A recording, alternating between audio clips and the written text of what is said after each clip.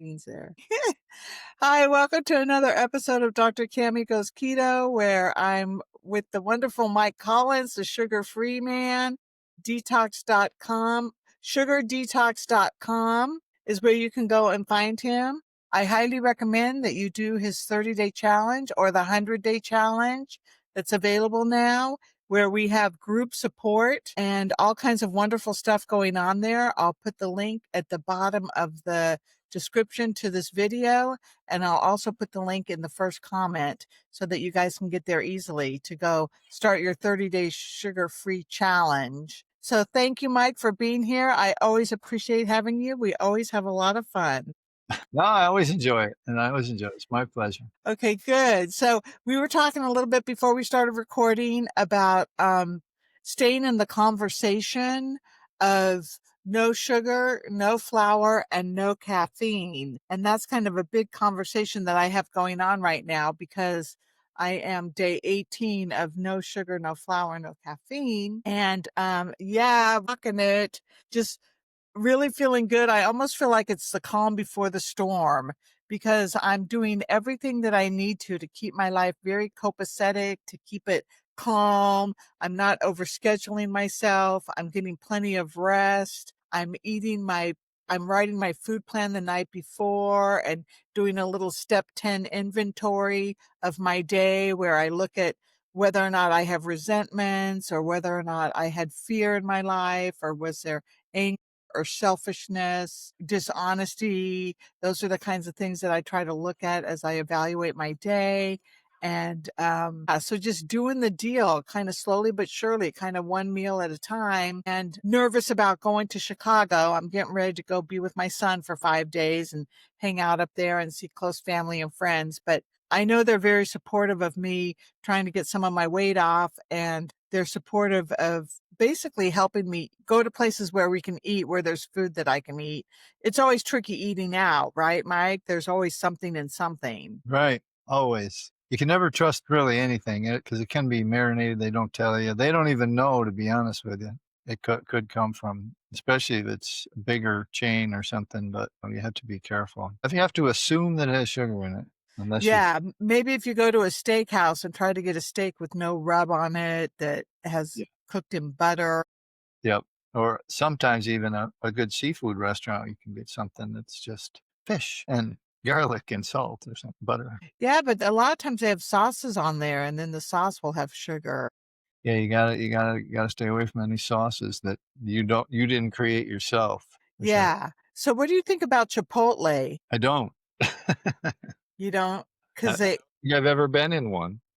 because they have a lot of food that, I know that in the sugar-free community, we talk about going to Chipotle, and Really? I don't get rice and I don't get beans, but, they have some sauteed green pepper and, their meat might have some sugar in the spices that they use. That could very well be true.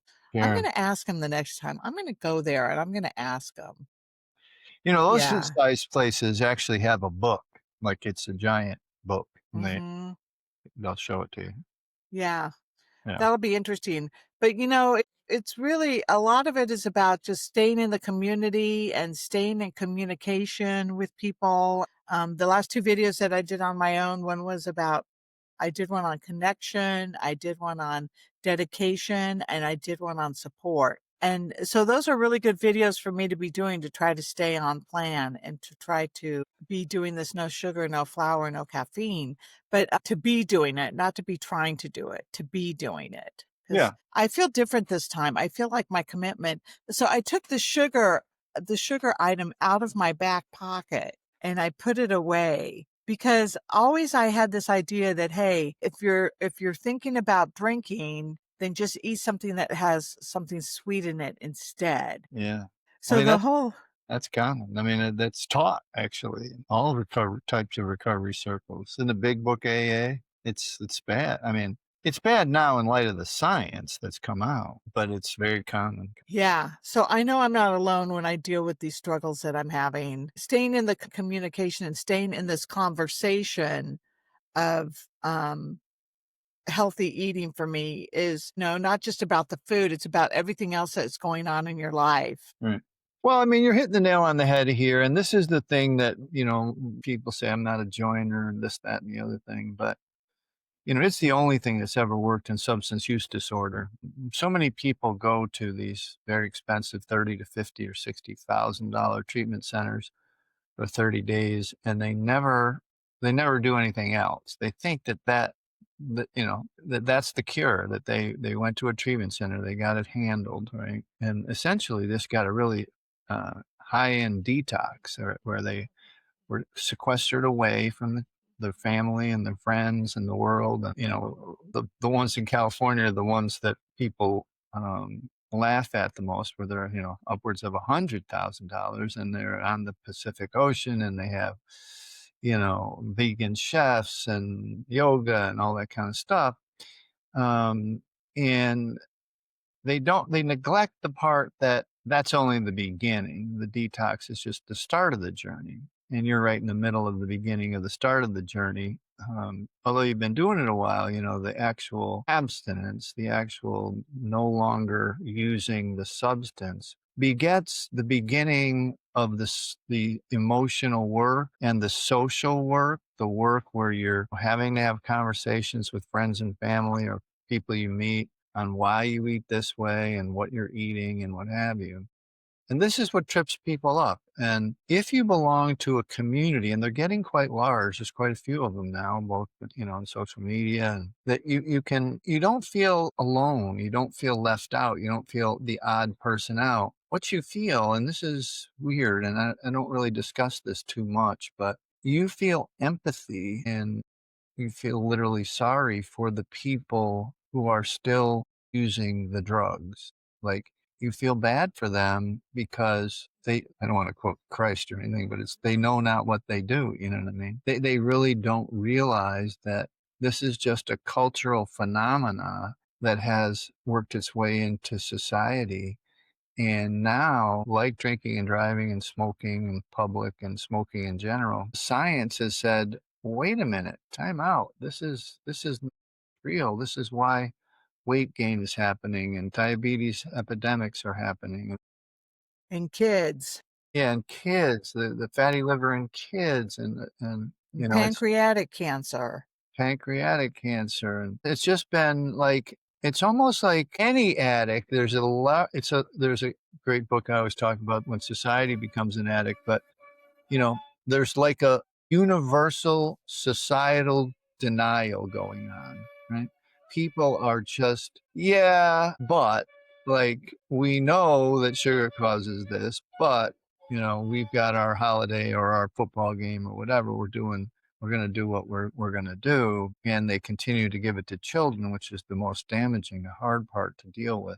But when you come right back to the, Tammy and 18 days, and you've been over the last year or so incorporating or involving yourself in a community that is, you've got a lot of friends now, and so you don't really, when your sister's crazy and your mother's crazy and everybody's telling you, you've lost 10 pounds, you can now have whatever, you go to the other community and tell them, this is what's going on with me, and they walk you off, help you get off the cliff, and come back to reality and keep it steady on the no sugar stuff.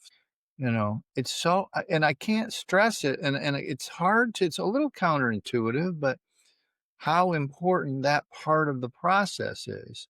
When you get out of the beautiful treatment center, and people are always asking me, like, when are you going to open treatment centers, Mike? When are you going to have a place where people can go, so they just are sequestered for 30 days. And I think it would be a good idea, as long as they do what our 30-day detoxes was, which is, along the way to those 30 days, you're teaching what the next year is going to be like, which is, there's going to be work, there's going to be change, there's going to be emotions, there's going to be self-care required. You're going to have to substitute something for that sugar stuff. And if people do that, then they succeed. And the people that poo-poo it, and they fight it, and they're nervous or they're shy or whatever, they end up coming back like a gym in January, in January of every year, where we get flooded and people are, well, we tried it our way kind of things. And, the friends are so amazing. This new group of friends, this new group of people is so amazing because they get you 100%. They understand 100. I mean, there might be a little difference here, and somebody might have, eat fruit or apples or whatever. They might have a little bit of different protocol. But at the bottom line, they do not use flour, sugar, or caffeine. And then they're working to have a life that includes that behavior. And I mean, I just love them. I can't talk enough about my the communities in general, not necessarily ours, but there's a lot of them, have to have Mhm. someone who understands. Mhm. And that's why even getting a buddy, a food buddy, that you check in with your food plan every day, that could accountability partner, that Yep. could be something that you do but I really do feel like that. Like when I call people on the phone and they just, they get me. They just get like where I am. One of my sugar support group buddies went to Orlando and to Disneyland, and she called it they were, mainlining the sugar, and Right. she just sat around observing it, and she was in that place where she felt really sorry for those people because she thought, God, they're just so destructive to their body right now. Right. And, not that you do it all day, every day, maybe if you're at Disneyland doing it, but still, it's just so destructive and so bad for you. And the other thing is that I'm wondering if like maybe I'm finally at the point where I have build enough support in my community to be able to be successful, to be off of the sugar, flour, and caffeine. Because, I think it took me a long time Yeah.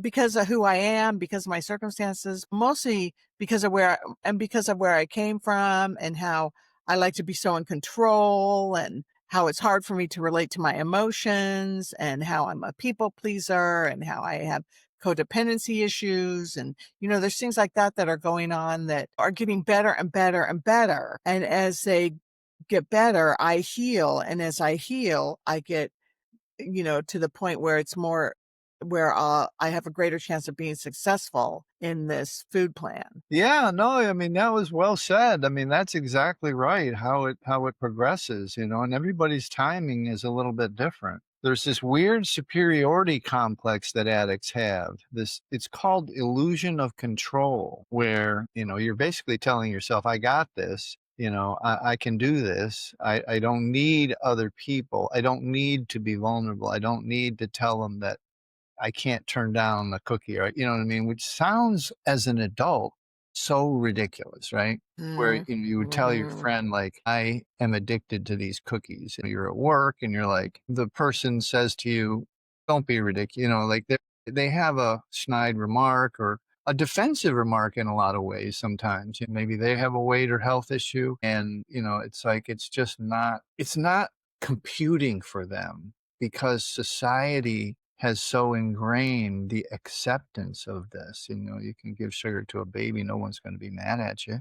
They'll probably thank you 90% of the time. And when you're living in a society like that, to change course and then be different, it's near mandatory to have this other group.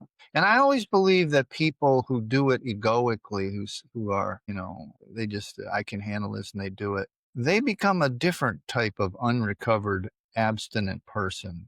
In common parlance in recovery, it's called a dry drunk, where they haven't really adjusted to their sobriety. They haven't really adjusted to the changes, and they haven't really accepted why they used the substance, whatever it is. They just haven't. They're like they have maybe a strong will, and they stop, and then they substitute something, usually exercise or workaholism, shopping, something. They substitute. We've often talked about addiction being whack-a-mole. You get rid of one and the other one mhm. kind of more acceptable. Like workaholism. Especially in America, it's very different in Europe. Yeah, exactly. And in our community, the Amazon boxes start showing up, and you're out shopping a lot more and your credit card bills start to blow up and you're like, and then, people actually finally start talking about it because it's open and common knowledge. I mean, Yeah. so the money addiction thing is really one of the last vestiges. I mean, people will talk about their sex life before they'll talk about their money. And so when you have a dysfunctional money problem, ask me how I know this stuff. You have a dysfunctional money problem. Nobody wants to talk about it, and which would be also hoarding because you're working so much and you're making so much you don't really need, and you're not taking care of yourself. So it's a nuanced thing, but at the bottom line, if you stay abstinent and involve yourself in a community that is loving and supporting, and moreover have been where you've been, right, in different facets, they're not all perfect by any long stretch, even though they have a year of abstinence. They may have not worked as hard as you. They may, it's a spectrum. So, but you do need it. And I don't know how to verbalize it or articulate it so that people understand that part of it. And the other thing that comes to mind for me too is that it's not just, it's in all facets of your life. Yeah.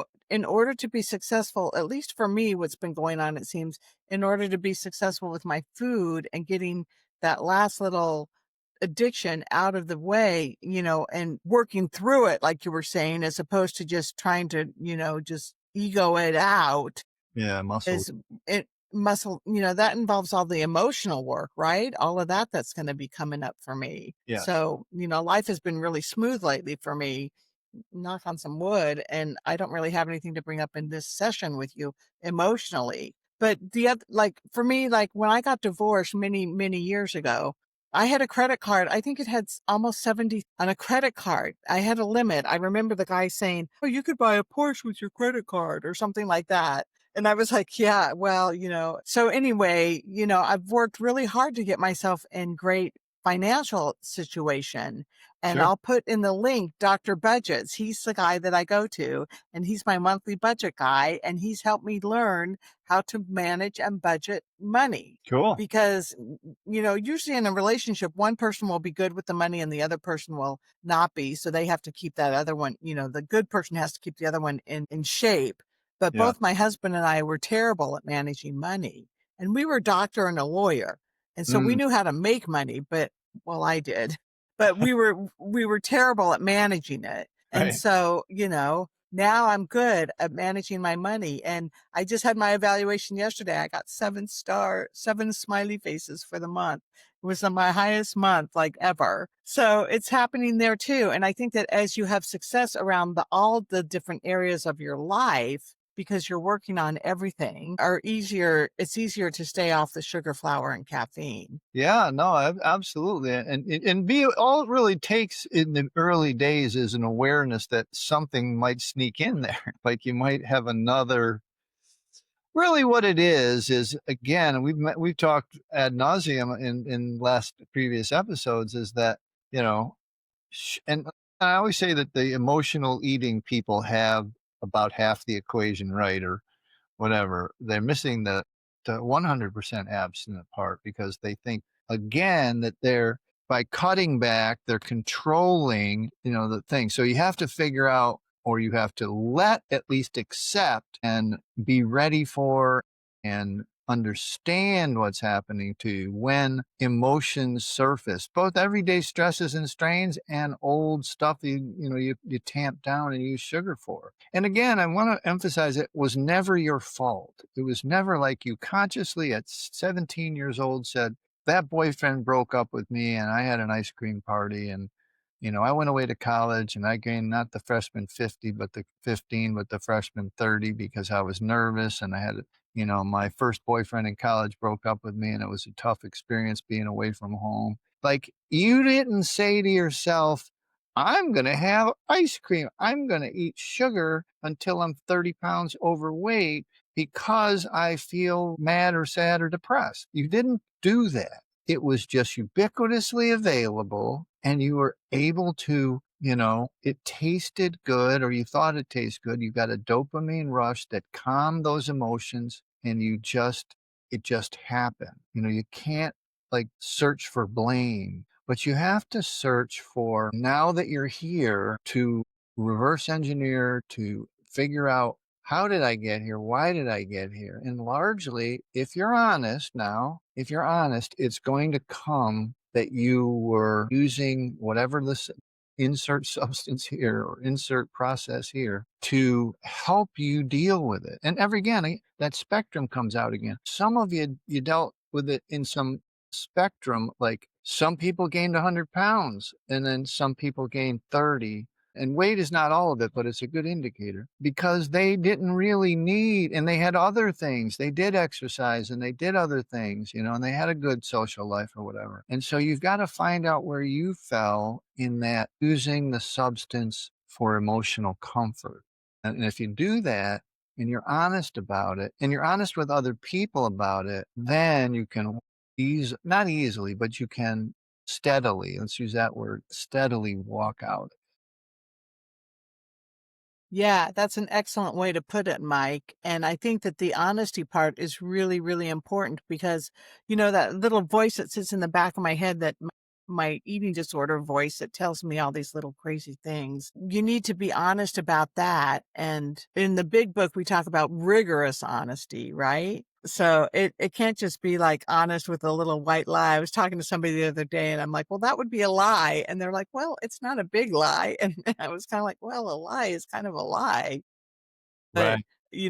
sometimes my program, I think, is like almost too honest, but I don't know if there's such thing. I really do think honesty is the best policy, and especially rigorous honesty is the Yeah. best policy for us.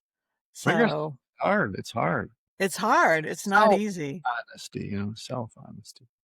Being able to rise above your body and look down at your feelings and behaviors and say, what would you call the self that is the best you, Your true self, your true, authentic. your authentic self what would they say about this behavior? What would they say about this, whatever you're doing, and then change if you think it requires change to match your authentic self. That's honestly the whole work. This is everything, is to be, if you could do that, like snapping your fingers. But here's what happened: as you were coming up in the world, you had this ubiquitous access to this product that would stop bad feelings like guilt or shame or worry, and you used it as opposed to figuring out, working through the problem, that kind of thing, or finding another solution to calm yourself for a day or a week, like exercise, while you work through the other problem. You know what I mean? And that, like, slight juxtaposition of how you deal with the world is what the recovery part is about. You know what I mean? It's like, Right, right. Like dealing with that issue, which might involve something like confrontation, yeah, or that's a big one for me because I'll be a people pleaser. Instead of confronting somebody, you don't say anything, right. and then it stays on your heart, or because you're afraid to confront somebody, And it or can't if you stay on your heart because you numbed it. It hurts to have given in to this person, to not have said what you was on your heart. And so instead of that release or that work through, you numbed it. You numbed it. so that your You numbed heart doesn't hurt. so your heart doesn't hurt. Exactly. Yeah. Wow. And that's where I think where people get confused, like they don't realize that to protect themselves emotionally, they use a substance to just not feel that personal upset with themselves that likely they cause themselves by not doing something, right?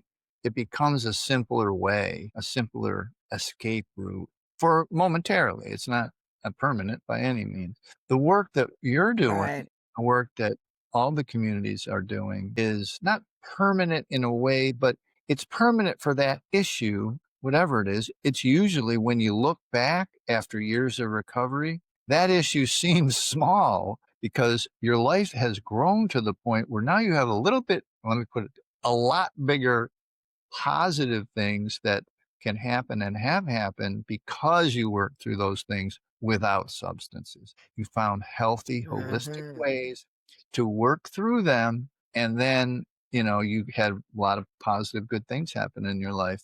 And because your life got bigger, in addiction, lives shrink down and get small. You have a bigger life and bigger problems. And if you did not have these healthy, holistic ways to deal with it, no amount of sugar, alcohol, or workaholism would help fix it. You have to do this in order to get the life you want. If that makes sense. Amen. Amen. That totally makes sense. Yeah. So we're just sitting here doing the work still, just one day at a time, right? One day at a time, just kind of keeping going through it without backing down from the hard parts. Yeah. Yeah. Doing the hard stuff, not being, no fear for the hard stuff. That's what we have It to. requires vulnerability and humility to articulate it to another person so that you can ask for help.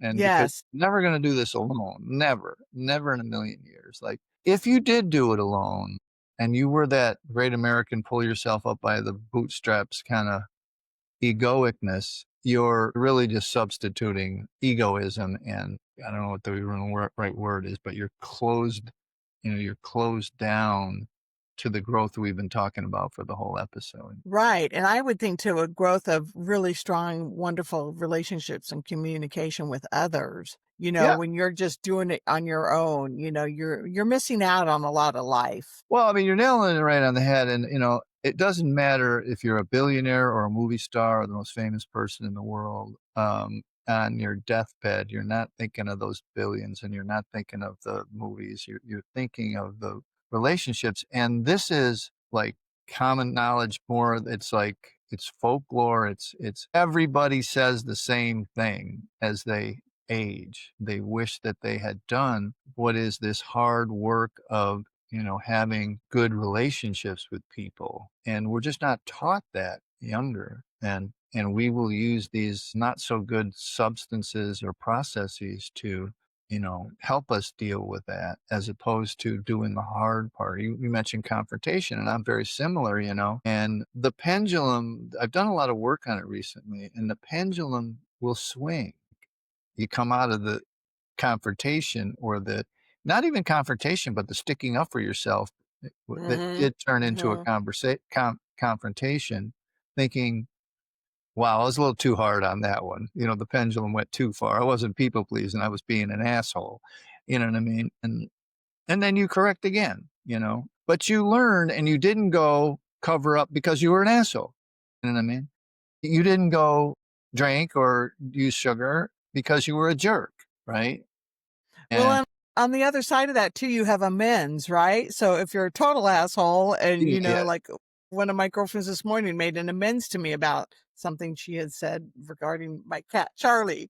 And, so you can always swing, you can always get back in the middle with some amends too, right. if you Again, need so to you're do that. back to courage and humility to do the amends. Right. You're like, most people like, well, they deserved it, or I haven't told them in 10 years what I really feel, and I did, and screw them. You know what I mean? And that doesn't help them or you. You know what I mean? What helps you is to make the pendulum stop in the middle where it's just enough. Like you were direct, you were honest, and even if they don't take it well, you have taken care of your stuff. You know what I mean? And you didn't go to the other side where you were an ass and you didn't cover it up and then go use so you didn't feel the pain.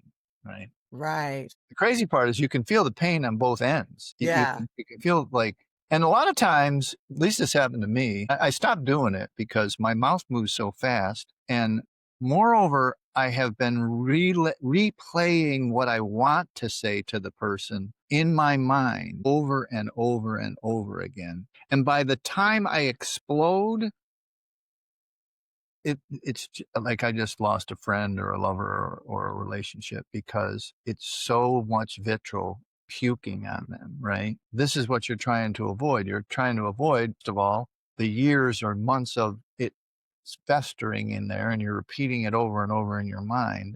And the explosion of the however you think they've wronged you, well practiced, well thought out, and really mean, then and so you have to work at it. Again, that work word keeps coming up. You have to work Mhm. Mhm. so that you're taking care of yourself, yet you're doing it with grace and not sophistication, but with grace and doing it in the right amounts.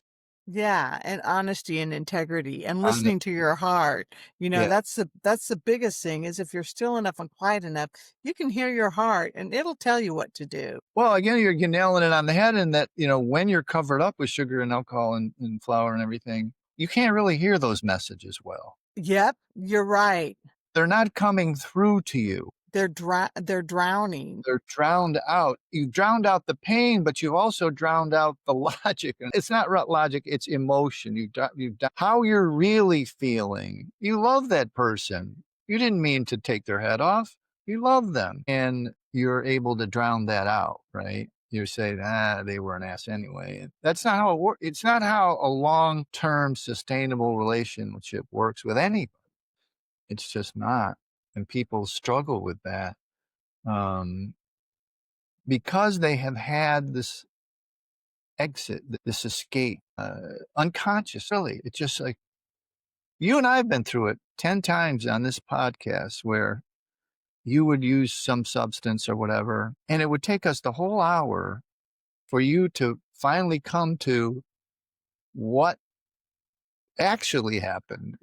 Upset with your mother, upset with this, but Mhm, and mhm, that's why other people are necessary because they can, you know, the slang phrase is they can see your bullshit, but the kind phrase is they understand where you are because you got all the backstory out of the way. Okay, they know you a little bit. You've worked on that relationship with people that are no longer using substances. And so when you bring it to them and they start saying, "Well, I think I had this chocolate, and I think this had this in it, and I think this meat had marinated, and blah blah." You say, "Wait a minute, why, what was going on with you?" They're able to stop you and get you out of that loop that you used to be in, mhm, which a lot mhm, of it's from the hangover from the diet industry. Because if you eat less and mhm. exercise more, you're going to lose weight. Well, that's not exactly true. Yeah, I remember I called my girlfriend after going to the gym. This was way back when, and I was upset and wanted to go to McDonald's and eat all this stuff. And I called her up and she said 2 words. She said, "What happened?" And then I was able to think back and realize that at the gym there was something that happened that made me upset or Mhm. feel insecure or whatever. Yeah. So now I'm at the point where I have enough awareness about it that I can catch it a lot of times on my own when I'm craving something or wanting to eat Yeah. because, I can go back and say, "What happened?" And I think that it's really true. Probably after 90 days, you think after 90 days when you get all the sugar out of your system and the caffeine and the flour's out, that you will have more ability to be aware and to see these things that are happening like in real time so that you're able to catch it right then and there. I mean, I see that happening and I could see that that could happen more and more. 100%. And what mostly what you have is more time. Like the common phrase in any kind of recovery is think it all the way through. What is this candy bar going to do for me? You think it all the way through. You have time because you don't have any instant gratification physically. You don't. You're healed up a little bit, right? You have time to think it through. But that said, when you become aware of what it is, then you got to work through it holistically, got to work through it healthily in a healthy way. That's the work of the first year, or longer, depending on how big the issues are. Like you have to keep recognizing and keep recognizing and keep recognizing and then share it with other people and what have you. Otherwise, the long conditioned Pavlov's dog response of I'm insecure is met with candy you know what I mean? It's like this is just something that has worked and it doesn't, again, I say this a lot, but you know, if you're an adult and it's Friday and you had a rough week and you know what you're going to do when you're going to have a beer on a Friday at happy hour just to chill, sugar doesn't manifest that way. It manifests itself in cravings. It manifests itself, wouldn't a chocolate bar be nice? You're not thinking to yourself, it's a shitty week, I need a beer. You're thinking to yourself after the gym, after the whatever happened, the discussion, the boss, you're thinking to yourself, I would like a soda, I'm just going to pull in here to McDonald's, whatever. That's how it manifests. And we don't have the diagnostic tools to figure out how limbic brain stuff gets to an irrational thought, but it does. And that's what you have to fight against. It's always there. It's going to be there for years before it's just gone. For me, it's just gone. It doesn't exist. It's not something that exists. But that's a rewiring process that takes a long time. Yeah. Yeah. All right. So we're learning though, right? We're processing and learning how to rewire the brain and how to change our actions and behavior and be healthier and enjoy life. And it sounds like an interesting adventure to me. Well, once you get to two things, interesting adventure is one, and the other is healthy fear. Healthy fear that you don't want to go back to that other person. That Oh, person yeah. caused health problems and weight problems. You know what I mean? You don't Yeah. want to go there. And so, and the whole way people are motivated. Some people move towards positive things, and some people move away from um, negative things. So if you are a person who moves away from negative things, you want to get that healthy fear that you don't want to go back there, right? And if you're a person who moves towards positive things, then you want to have that nice vision of the future. You know, I, you know, the one that I always use as an example is when my kids were young, they were gifted, very gifted kids, and they went to school with people that went to Princeton and Harvard and stuff. And I'm like, I would say to them, you get into one of those schools, I'm about to cry. So you get into one of those schools, the money will be there. And at the time, I didn't have the money. And so I would, during the 4 years of high school, I would say to myself, I would visualize myself having the discussion that I told them they did get in, and that we didn't have the money and they couldn't go. You know what I mean? And then Mm. by the time they got there, that I had the money. You know what I mean? It's like you got to trick yourself sometimes by knowing yourself. The way you know yourself is to stop using substances so you can actually feel and understand how you operate. You're literally, like you say, a positive thing. You're starting to understand your operating system, how whatever it is, you start to understand it. So yeah, I mean, I agree with you. It's such an exciting trip if you're that type of person, to keep discovering these positive things about yourself and about how you Mhm. operate and how you work. And, the trite saying, we'll leave you with this, is like, the journey is inward.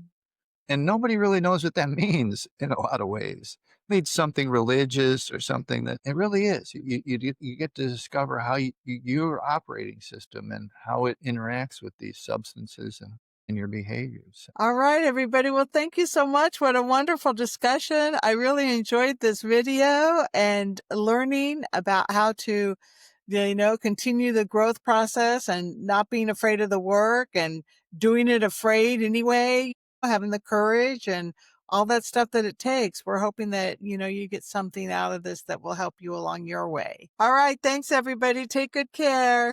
Bye, Mike. Bye bye.